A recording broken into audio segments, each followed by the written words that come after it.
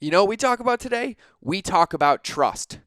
One of the most important conversations to have when it comes to business and marketing in general, and one that I don't find enough people having. So today we're going to talk about why people don't trust you with their credit card and how you can fix it so they trust you inherently forever and make your world explode with their credit card, their friend's credit card, their family's credit card, plus the word of mouth marketing, plus the advertising, plus the lift, plus the community, plus the connection, plus everything that comes around with it when you actually care about people and you do it the right way. So I got a little excited as I went on to that intro, but let's get into the episode.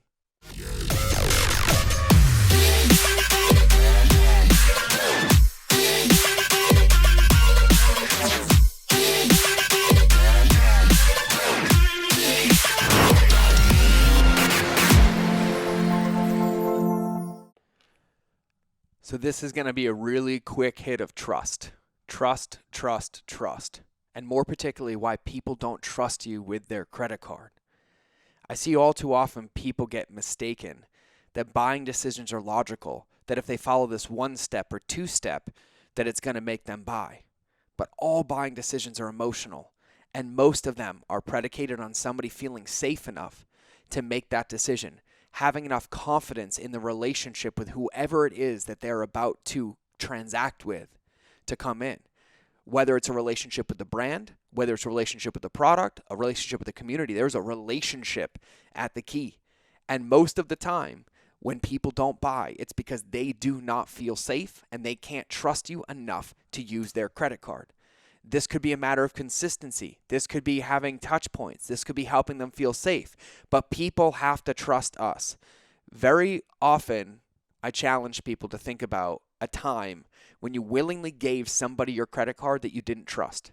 When you willingly gave somebody your credit card when you had that yucky feeling in your gut or that you had doubts. And most of the time, nobody can think of one example unless it's like a life necessity. And even then, it's still not the best example. And so when we understand this, we have to remember that our job is to create a tight container in which people feel safe, in which people trust us. And what are some of the ways that we can do that? Do we email our people consistently when we tell them that we do?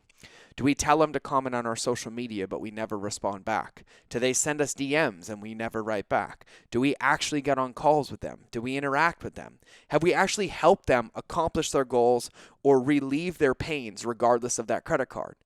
Have we actually done something with our content, with our customer service, with our interactions that have actually moved them one step closer to their goal instead of being like everybody else and berating them with everything that's not working, which makes them stuck?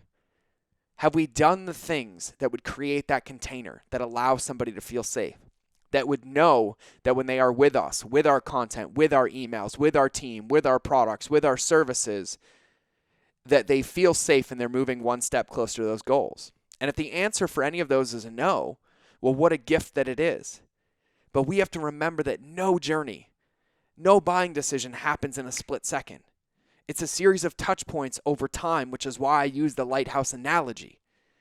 We have to remember that we have to consistently shine our light, guiding people in and guiding people in and guiding people in. And if we do this with our customers, if we do this with our potential customers, if we do this with our content, in all the places that we meet these people, there's only one guarantee, and it's that you succeed. Our job is to show up daily. Our job is to guide people, is to help people. There's not this promote it once, disappear for 30 days and expect people to buy. Our job is to create these containers where they feel safe. We have to show up daily. Our customers and potential customers want us to be there. That's why they engage on our social in the first place. They don't want to go consume distraction.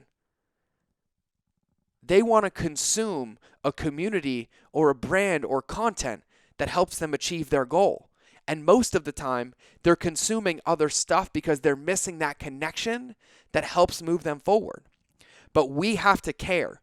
We have to show up. We have to keep our word. We have to help them. We have to be their teammate, not their abusive coach that berates them with toxic masculinity or toxic comments or putting people down. We have to be there consistently and constantly trying to help them, to get them to move forward, not to try to extract something from them, not to squeeze the last dollar out, not to convince them that this is the only way. How about it's to show them it's the path and get them excited so they stay forever? So you actually have to give a shit if you want this to work. You actually have to care. You actually have to show up and help people. You actually have to make a difference. Nobody continues to buy a product that is dog poop. Nobody continues to use a product that doesn't work. Nobody talks about a product or a company or a service in a good way that they had a negative experience with. And so if you want somebody to give you their credit card, if you want somebody to give you their trust, you have to create a container where you've shown up consistently and they feel safe. They feel confident. They feel like they have a team. And I don't care if you sell batteries, supplements, or services. There is not one business or one company in the world that will succeed in the long game by trying to extract people, squeeze them dry, make them feel bad and wrong, and leave them abandoned in what they're pursuing.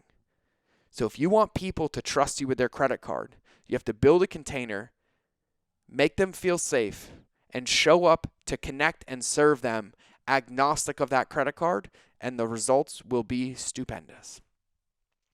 That's all I got for today. I love you.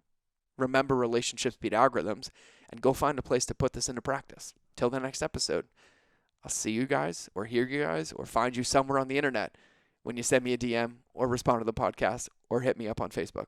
Love you guys. Talk to you soon.